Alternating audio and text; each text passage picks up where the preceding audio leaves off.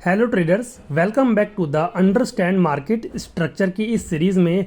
और आज हम लोग देखने वाले हैं 30 मई की मार्केट को कि 30 मई को हम लोगों ने कहां कहां पे ट्रेड्स लिए थे और जो ट्रेड्स हम लोगों ने लिए थे उनके पीछे का लॉजिक क्या था, हम लोगों ने क्या साइकोलॉजी यूज़ करी थी, कितना रिस्क रिवॉर्ड रखा था, ताकि आप लोगों को मार्केट बिहेवियर के बारे में जानने को मिले, मार्केट का स्ट्रक्चर किस तरीके से फॉलो होता है वो सीखने को मिले, साथ ही लाइव मार्केट में किस तरीके से ट्रेडिंग करी जाती है, थिंकिंग करी जाती है, वो सब भी आपको सीखने को मिलेगा। और अगर आपको इन फ्यूचर सेम ऐसा ही कुछ स्ट्रक्चर सिनेरियो बनता हुआ दिखेगा तो आप अपना ट्रेड अच्छे से प्लान भी कर पाओगे। हम लोग सभी चीज़ों के बारे में बात करेंगे कि हम लोगों ने कौन सी स्ट्रेटजी को यूज़ किया था, हम लोगों ने जो है टारगेट कितना रखा था, हमारा एसएल हुआ था या फिर हमको प्रॉफिट हुआ था, सबके बारे में बात करेंगे। ठीक है, तो वीडियो काफ़ी ज़्यादा इंटरेस्टिंग होगी, एंड तक बने रहना। चलिए अब स्टार्ट करते हैं।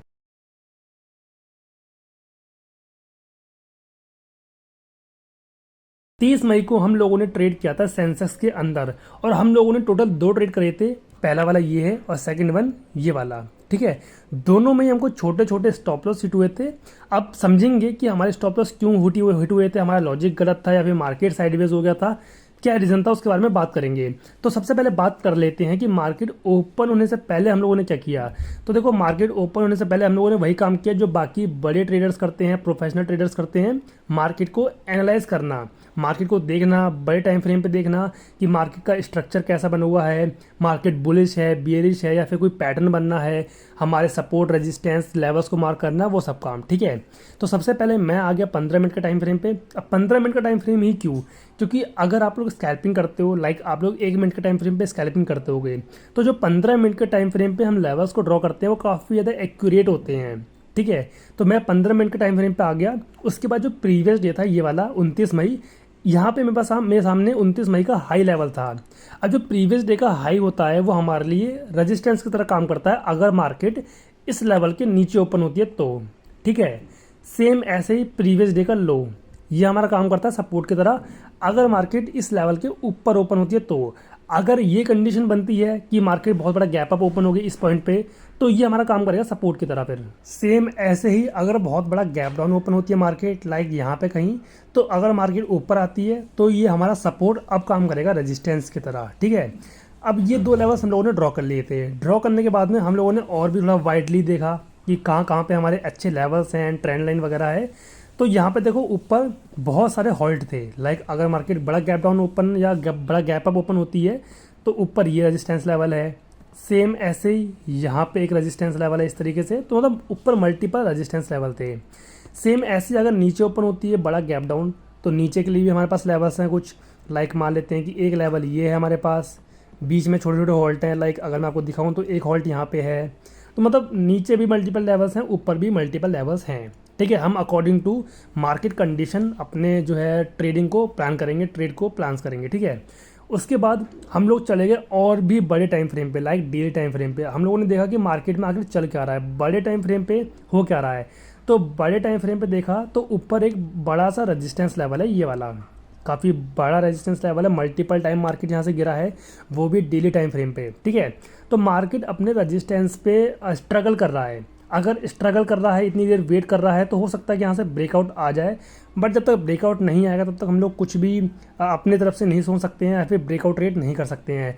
फिलहाल मार्केट अभी थोड़ा कंफ्यूज है, स्ट्रगल कर रहा है, साइडवेज है, तो हमको छोटे छोटे स्कैल्प करने हैं, कोई बड़ा ट्रेड जो है कैप्चर नहीं करना है, लाइक डायरेक्शनल ट्रेड वगैरह नहीं करना है। इतना सब कुछ देखने के बाद मैं आ गया 1 मिनट के टाइम फ्रेम पे फॉर स्कैल्पिंग के लिए। ठीक है, उसके हम लोगों ने वेट किया कि हमारा सेंसेक्स आज ओपन हो कहाँ पे रहा है।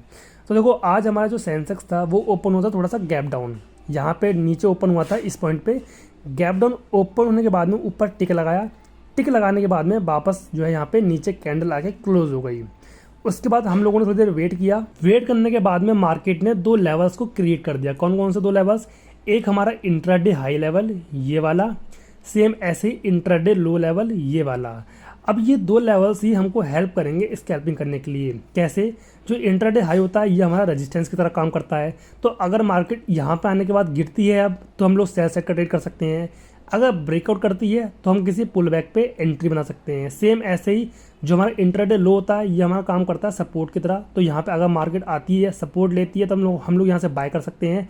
अगर ब्रेकडाउन आता है तो किसी पुल बैक पे शॉर्ट साइड का ट्रेड कर सकते हैं। ठीक है, अब देखो यहाँ पे हमारे सामने लेवल आ चुके हैं, अब कंट्रोल हमारे हाथ में आ चुका है कि कैसे हम लोगों को ट्रेडिंग करनी है। तो सिंपली मैंने यहाँ पे ड्रॉ किया कुछ इस तरीके से, इंट्राडे हाई सेम इंट्राडे लो। अब देखो यहाँ पे क्या हुआ, मार्केट अपने इंट्राडे हाई बनाने के बाद में यहाँ पे वेट किया, फिर जब यहाँ से गिरना शुरू हुआ, गिरने के बाद में मैंने जस्ट एक पुल बैक पे अपनी एंट्री बनाई। अब लॉजिक क्या था उसके बारे में बात करते हैं।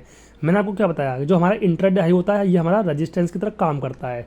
तो अगर मार्केट रेजिस्टेंस से गिर रही है तो हमको सिंपली सेल सेट का ट्रेड करना चाहिए। तो देखो यहाँ पे मार्केट अपने रेजिस्टेंस से गिर रही है, गिरने के बाद में एक पुल बैक आएगा, पुल बैक आने के बाद में हम लोग एक सही कैंडल पे अपनी एंट्री बनाएंगे, टारगेट रखेंगे अपने नेक्स्ट सपोर्ट तक का, क्योंकि मार्केट गिरते गिरते गिरते गिरते अपने सपोर्ट तक आ सकती है, उसके बाद ही यहाँ से रिवर्सल अपना क्रिएट करेगी। ठीक है, तो सिंपली मैंने भी यहाँ पे क्या किया, जैसे ये पुल बैक आया, पुल बैक आने के बाद में 9 EMA को क्रॉस करके एक काइंड ऑफ कह सकते हैं रिजेक्शन कैंडल भी है, ऊपर से रिजेक्ट करी है, साथ ही नीचे यहाँ पे बिल्कुल भी वीक नहीं है, यानी कि सेलर्स को यहाँ पे शो कर रही है कि यहाँ पे पावर है सेलर्स की।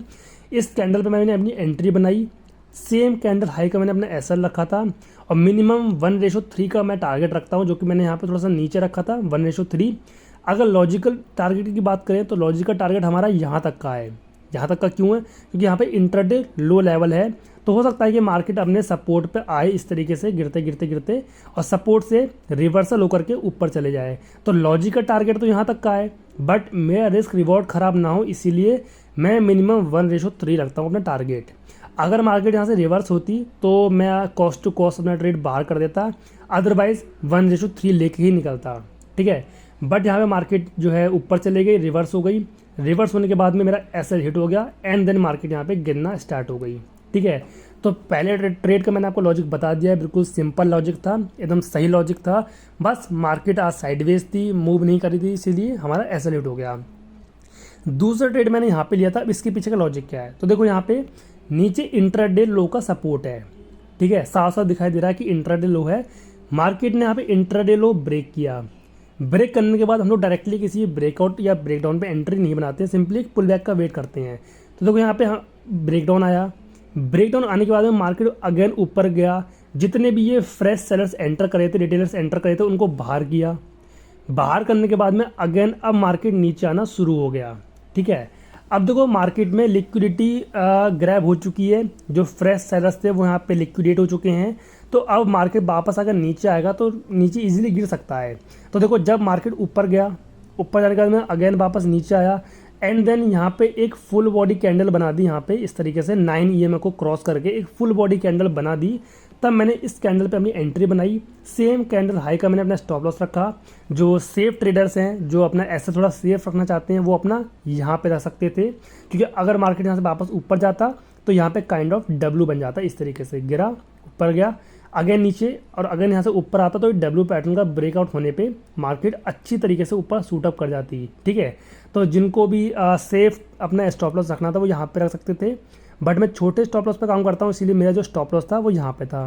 मिनिमम 1:3 का टारगेट था यहाँ पे करीब, बट मार्केट मेरे टारगेट पे आने से पहले ही रिवर्स हो गया और यहाँ पे मेरा स्टॉप लॉस हिट हो गया।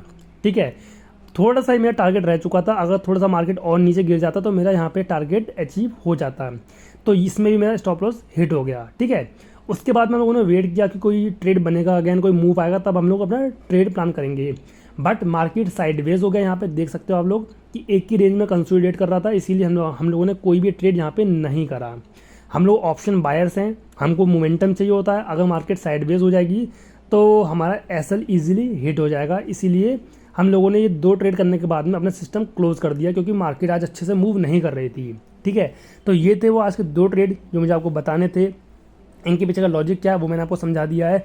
अब वीडियो में जाने से पहले मैं आपको एक चीज़ और बता देता हूँ जो कि आपको ट्रेडिंग लाइफ में हेल्प करेगा, इम्प्रूव करेगा। अगर आप लोग ट्रेडिंग व्यू के फीचर्स एकदम फ्री ऑफ कॉस्ट यूज़ करना चाहते हो, लाइक जितने भी लोग ट्रेडिंग व्यू को यूज़ करते हैं उन लोगों को पता होगा कि ट्रेडिंग व्यू के मैक्सिमम फीचर्स पेड हैं, आपको उसको यूज़ करने के लिए सब्सक्रिप्शन बाय करना पड़ेगा, लाइक डबल चार्ट ओपन करना या फिर काइंड ऑफ 10 मिनट का टाइम फ्रेम यूज़ करना, 2 से ज़्यादा इंडिकेटर लगाना, वॉच लिस्ट को मैनेजमेंट करना, मतलब मल्टीपल फीचर्स वहाँ पे पेड हैं। उनको अगर आप यूज़ करना चाहते हो तो पहले आपको उनका सब्सक्रिप्शन बाय करना पड़ेगा, एंड देन आप यूज़ कर पाओगे। बट अगर आप लोगों को ट्रेडिंग व्यू एकदम फ्री ऑफ कॉस्ट यूज़ करना है तो आप लोग यूज़ कर सकते हो टीबी वाला फीचर। अभी टीबी वाला फीचर क्या है? टीबी बेसिकली एक फीचर है जो कि हमको धन प्रोवाइड करता है, और धन एक बहुत ही बढ़िया ब्रोकर है जहाँ पे आप लोग ट्रेडिंग इन्वेस्टिंग कर सकते हो। तो अगर आप लोगों को ट्रेडिंग व्यू एकदम फ्री ऑफ कॉस्ट यूज़ करना है तो आप लोग टीवी को यूज़ कर सकते हो। टीवी को यूज़ करने के लिए आपको सिंपली धन में अपना अकाउंट ओपन करवाना पड़ेगा। तो डिस्क्रिप्शन में जाना, मैंने वहाँ पे धन का लिंक प्रोवाइड कर दिया है, जाकर चेकआउट करो, अकाउंट अपना ओपन करवाओ। जब आपका अकाउंट ओपन हो जाए तो आपको सिंपली सर्च करना है tv.dhan.co और आपके सामने ट्रेडिंग व्यू की कंप्लीट विंडो ओपन हो जाएगी जो कि हमको धन प्रोवाइड करता है।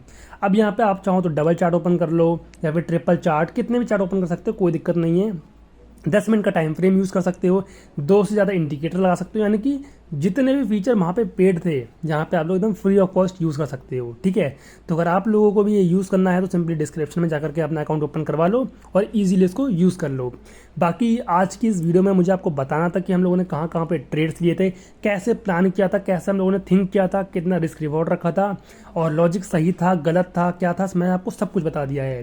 बाकी मिलेंगे अब इसी तरीके की नेक्स्ट वीडियो में, तब तक के लिए take care and thanks for watching this video guys.